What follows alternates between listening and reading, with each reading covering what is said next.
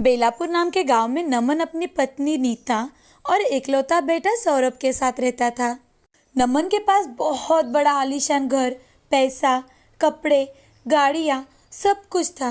नीता और सौरभ को इस बात का बहुत ही ज़्यादा घमंड था। वो अपने से छोटे गरीब लोगों को चिढ़ाते रहते थे। वो दोनों ये भी नहीं सोचते थे कि अपने चिढ़ाने के कारण गरीब लोगों को कैसे लगता होगा, उनका मन दुखता होगा। एक दिन ऐसे ही नीता अपने पति से, सुनो जी, कल मेरी सहेलियाँ किटी पार्टी करने के लिए हमारे घर आने वाली है, तो मुझे बहुत सारी खरीदारी करनी है, मार्केट जाना है, मुझे कुछ रुपए दे देना। सौरभ को अपने साथ लेकर जाऊंगी और बहुत सारा सामान लेकर आऊंगी। ठीक है, तुम अलमारी में रखे हुए पैसे ले लेना और मॉल में जा रही हो तो मेरे भाई के लड़के रमन के लिए भी कुछ लेकर आना। नमन की यह बात सुनकर नीता कुछ बोलती ही नहीं, मुंह बनाकर इधर उधर देखने लगती है। नीता को नमन के भाई का परिवार बिल्कुल भी पसंद नहीं था। उनके गरीब होने के कारण वो उन्हें कम समझते थे। मुझे पता है मेरा भाई गरीब है, झोपड़ी में रहता है, तो तुम उसे पसंद नहीं करती। तुमने कब मेरी बात सुनी है कि आज सुनोगी? लेकिन उसके लिए ड्रेस लाओगी तो मुझे अच्छा लगेगा। ऐसा कहकर नमन ऑफिस के लिए चला जाता है। ऑफिस में जाकर सौरभ को फोन करता है। हेलो सौरभ बेटा, मैं पापा बोल रहा हूँ। तुम मम्मी के साथ मॉल में जा रहे हो ना, तो अपने भाई रमन के लिए भी कोई अच्छा सा शर्ट लेकर आना। कुछ भी हुआ तो वो तुम्हारे चाचा का लड़का है, उनका परिवार और अपना परिवार एक ही है बेटा। अरे पापा, ये बात आप मुझे क्यों बता रहे हो? आप ये सब बातें मम्मी पर छोड़ दो, वो संभाल लेगी। तभी नमन मन ही मन, इन माँ बेटों को समझाने से कोई फायदा नहीं। नीता और सौरभ 1 घंटे बाद तैयार हो जाते हैं और अपनी बड़ी सी कार लेकर मॉल में चले जाते हैं। कार पार्क कर सौरभ और नीता मॉल में जाने लगते हैं। तभी उन्हें रास्ते पर मैले कपड़े पहने रमन और उसकी माँ सीमा दिखाई देते हैं। तो नीता उनको नीचा दिखाने के लिए मिलने जाती है और उन्हें देख नीता, अरे सीमा और रमन, तुम यहाँ क्या कर रहे हो? कहीं इतने बड़े मॉल में खरीदारी तो करने नहीं आए? नहीं आंटी, हमारी क्या हैसियत, हम तो झोपड़ी में रहने वाले लोग हैं। हम इतने बड़े मॉल में क्या खरीदारी करेंगे? रमन की बातें सुनकर नीता अपना चेहरा टेढ़ा करती है। ये बात सीमा तुरंत ही समझ जाती है कि आखिर नीता ऐसी बातें क्यों कर रही है, क्योंकि वो उन्हें नीचा दिखाना चाहती है। लेकिन सीमा का स्वभाव बड़ा ही शांत है, तो वो हंसकर नीता से, दीदी कैसी हो आप? सौरभ बेटा, तुम ठीक हो ना? किस्मत और कपड़े दोनों भी फटे टूटे हैं, लेकिन लगता है अब तुम्हारी आंखें भी खराब हो चुकी है। हमारे कपड़े और हमें देखकर तुम्हें खुद ही समझ जाना चाहिए था कि हम बिल्कुल ठीक है और मज़े में हैं, हमारी लाइफ एंजॉय कर रहे हैं। दीदी, हमारे कपड़े मैले और पंचे हुए हैं, लेकिन हमारी आंखें बहुत अच्छी है। दीदी, हम तुम्हें देखकर ही समझ गए थे, लेकिन जाने दीजिए। चलो दीदी, थोड़ी ही दूर पर तो हमारा घर है, चलो ना घर चलते हैं। सौरभ बेटा, सुना तुमने? ये उस झोपड़ी को घर कहते हैं, तो हमारे बंगले को क्या कहेंगे? तभी रमन नीता से, चाची, भले ही हम झोपड़ी में रहते हैं, हमारे पास पैसे भी नहीं हैं, लेकिन हम दिल से अमीर हैं। रमन की बातें सुन नीता और सौरभ की हंसी रुक जाती है और नीता, हाँ हाँ हाँ हाँ, बड़े आए दिल से अमीर है बोलने वाले। तुम्हारे उस झोपड़ी में फ्रिज, एसी, वॉशिंग मशीन है क्या? अरे ये तो छोड़ो, 2 वक्त की रोटी भी मिलना मुश्किल है वहाँ। तभी रमन अपनी माँ से, चलो माँ, हम घर चलते हैं। हाँ हाँ, हम भी कोई खाली नहीं है, हमें भी बहुत सारी शॉपिंग करनी है, चलो बेटा चलते हैं। सीमा और रमन वहाँ से चले जाते हैं। सौरभ और नीता भी मॉल में चले जाते हैं। कुछ दिन ऐसे ही बीत जाते हैं। कुछ दिनों के बाद अचानक से नमन का ऑफिस सील बंद हो जाता है। ऑफिस बंद हो जाता तो है, लेकिन फिर भी उनके पास जो जमा पूंजी थी उससे वो अपना खर्चा करते ही रहते हैं। कुछ दिनों बाद नमन को अपनी गाड़ी, घर सब कुछ बेचना पड़ता है। अब उनके पास रहने के लिए एक घर भी नहीं था। तब नमन नीता और सौरभ से, अब हमारे पास एक ही घर बचा है और वो है रास्ता। अब मेरे भाई वसंत के घर रहने के लिए चले जाते हैं। अब मेरा भाई ही हमें इस मुसीबत से बाहर निकाल सकता है। क्या? ये आप क्या कह रहे हो? आप दूसरी कहीं जॉब ढूंढिए, कोशिश तो कीजिए, जरूर मिल ही जाएगी। आज नहीं तो कल तो मिलेगी ही ना। अरे नीता, क्या तुम्हें दिखाई नहीं दे रहा? जब से कंपनी को सील लगा है तब से मैं नौकरी ढूंढ रहा हूँ, लेकिन मुझे कहीं नौकरी नहीं मिल रही। और एक तुम दोनों हो। मेरी नौकरी छूट जाने के बाद भी तुम्हारा बड़े बड़े मॉल में जाना, खरीदारी करना और तुम्हारी किट्टी पार्टीज तो कम ही नहीं हो रही थी। अब हमारे पास दूसरा और कोई रास्ता ही नहीं है। अब नमन, नीता और सौरभ बड़े ही दुखी मन से वसंत के पास आते हैं। वसंत नमन का छोटा भाई है। वो गरीब है, लेकिन उसका मन बहुत ही बड़ा है। नमन अपनी सारी बीती बातें अपने छोटे भाई वसंत को बताता है। ये बात सुनकर उसकी फैमिली को भी बहुत दुख होता है। तभी रमन अपने चाची से, अरे चाची, लेकिन हमारा घर तो घर नहीं है, ये तो एक छोटी सी झोपड़ी है ना। इसमें फ्रिज, टीवी, एसी कुछ भी नहीं है, तो क्या आप हमारे इस छोटी सी झोपड़ी में रह सकेगी? तभी वसंत रमन से, अरे रमन, तुम ऐसे क्यों बात कर रहे हो? बड़ों से ऐसे बात नहीं करते बेटा। नहीं भाई साहब, वो जो बोल रहा है बिल्कुल सही है। मैंने उसे कई बार खरी खोटी सुनाई है। मुझे माफ कर दो बेटा। भैया, आप इसकी बातों का बुरा मत मानना और तुम किसी भी चीज की चिंता मत करो। तुम सब यही रहो, ये भी तो आपका ही घर है। वसंत, हम भी कल से तुम्हारे साथ खेती में काम करेंगे। ठीक है भैया, कल सुबह हम सब लोग खेती में काम करने जाएंगे। उस दिन से नीता और सौरभ ने अपने पैसों की गुर्मी को एक तरफ रखा और रमन और सीमा के साथ मिलकर सारा काम करने लगे। उन्हें अब रमन की बातों की सच्चाई समझ में आ चुकी थी। वो सभी खेती कर रहे थे और खुशी खुशी अपना जीवन बिता रहे थे। सभी के मिलकर खेती करने के कारण उन्हें मुनाफा भी अच्छा होने लगा था। धीरे धीरे सब कुछ ठीक होने लगा था, लेकिन नीता और सौरभ का घमंड बिल्कुल खत्म हो चुका था, क्योंकि उन्हें समझ में आ चुका था कि जिंदगी किसी भी वक्त हमें सबक सिखा सकती है। भीमपुर नाम के गांव में सोहम अपने परिवार के साथ रहता था। सोहम 8 साल का था जब सोहम के माता पिता एक रोड एक्सीडेंट में गुजर चुके थे। सोहम का उसके चाचा और चाची के अलावा इस दुनिया में कोई नहीं था, तो वो अपने चाचा रमेश और चाची उमा के साथ रहने लगा। उसकी चाची बड़ी ही घमंडी थी, तो वो सोहम को हमेशा सताती रहती, साथ ही घर के सारे काम उससे करवाती। बर्तन मांजने से लेकर खाना पकाने तक के सारे काम सोहम ही किया करता था। सोहम के चाचा की एक जलेबी और पकौड़ी की दुकान थी।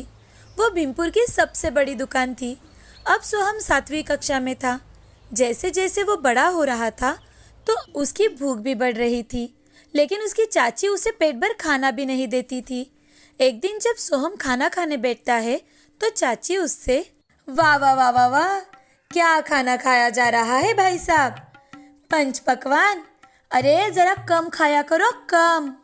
काम के न काज के, दुश्मन अनाज के। चाची की बात सुनकर सोहम को बहुत बुरा लगता है।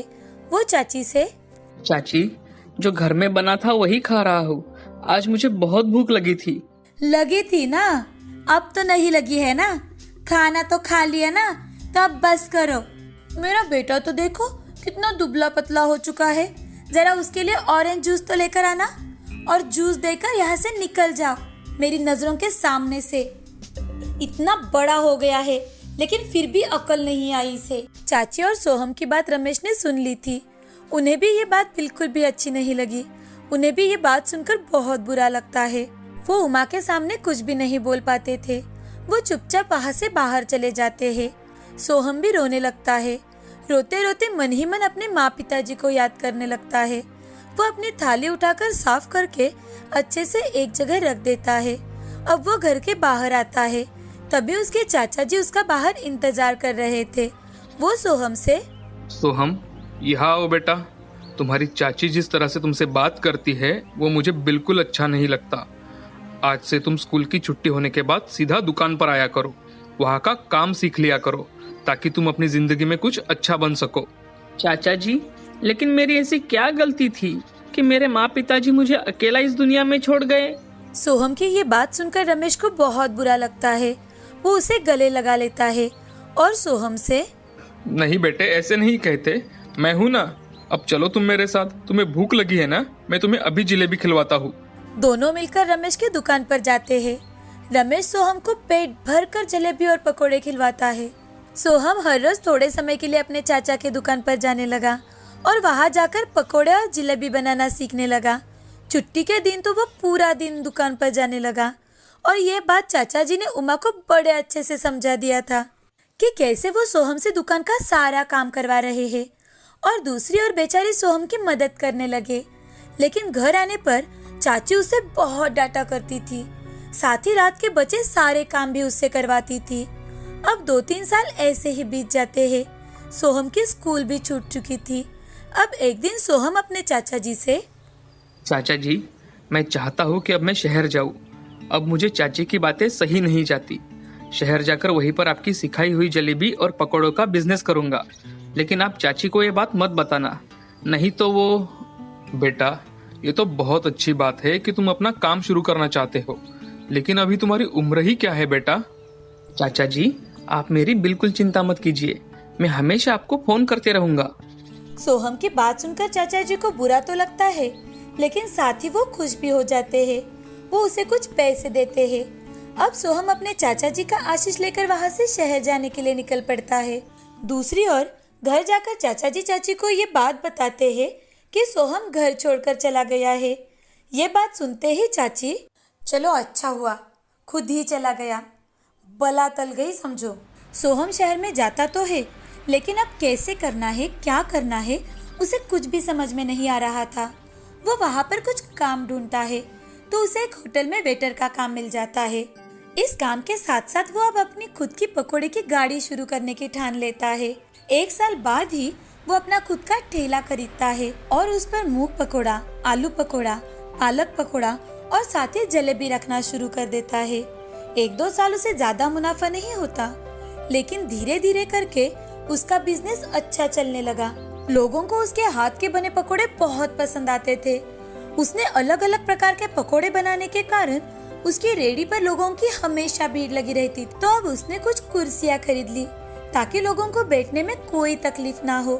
वो लोगों से बड़े प्यार से बात किया करता था, इसीलिए लोग भी उसकी रेहड़ी पर बार बार पकोड़े खरीदने के लिए आते थे। अब लोग सोहम को स्वाद के साथ साथ प्यार से बात करने वाला पकोड़े वाला के नाम से जानने लगे थे।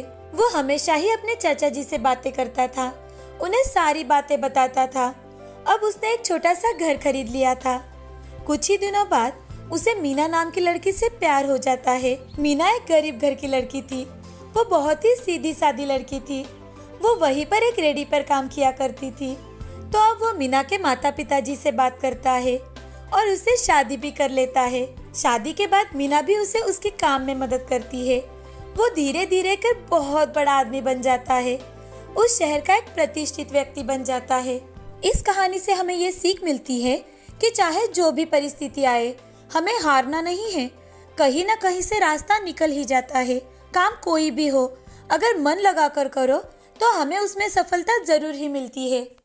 एक वक्त की बात है, राजा नहुष अपने राज्य में बड़ा सुखी जीवन जी रहे थे। राजा नहुष के राज्य में किसी को कोई कमी नहीं थी। वहाँ पर हरियाली ही हरियाली थी।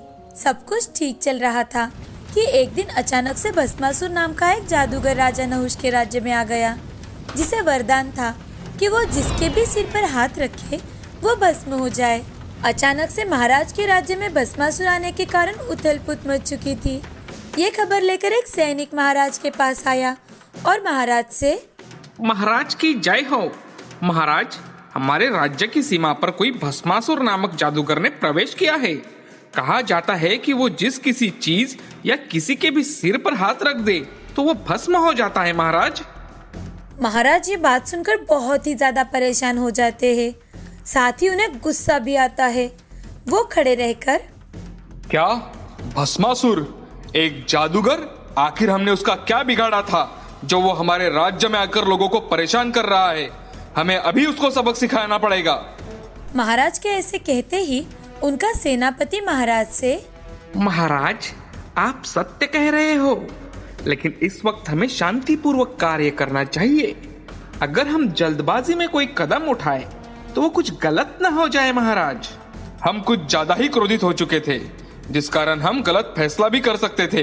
अवश्य महाराज, हमें इस पर कोई सोच विचार करके ही कदम उठाना चाहिए ताकि हमारी प्रजा पर कोई बुरा प्रभाव ना पड़े।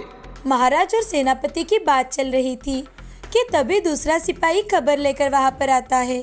तो महाराज उससे, क्या खबर है उस जादूगर भस्मासुर की? महाराज, अब उसने हमारे राज्य में प्रवेश कर लिया है। महाराज, हमारे सभी सैनिक उससे लड़ने में असमर्थ है। उसके सामने जो भी आए उसे वो भस्म कर देता है। महाराज, फिर वो कोई इंसान हो या जानवर। क्या? अब तो हद हो चुकी है। अब हमें ही कुछ करना होगा। हमारे सारे सैनिकों को आगाह कर दिया जाए कि किसी भी वक्त हमें युद्ध के लिए जाना पड़ सकता है। सेनापति बीच में ही, महाराज, अगर हम हमारे राज्य के सारे जादूगरों को इकट्ठा कर भस्मासुर से लड़ने कहे तो? अवश्य सेनापति, आप तुरंत ही राज्य के सारे जादूगरों को यहाँ लेकर आओ। साथ ही राज्य के लोगों तक ये संदेश भिजवा दिया जाए कि जो भी इस भस्मासुर से हमारे राज्य को बचाएगा उसे हम एक बहुत बड़ा इनाम देंगे। सेनापति और सैनिक वहां से तुरंत ही अपना काम करने के लिए निकल पड़ते हैं। महाराज भी सोच में पड़ जाते हैं कि आखिर अब क्या किया जाए। सभी और हाहाकार मच चुका था। देश के सभी लोग बहुत डर चुके थे और वो घर में चुपकर बैठने लगे थे। कोई घर से बाहर आना ही नहीं चाहता था। देश की सारी गलियां जो लोगों से हमेशा ही भरी रहती थी वो अब सूनी पड़ चुकी थी। अब ये बात महाराज नहुष की पुत्री सुमित्रा तक पहुंच चुकी थी, जो कि एक बहुत ही बढ़िया नर्तकी थी। साथ ही वो एक वीर योद्धा भी थी।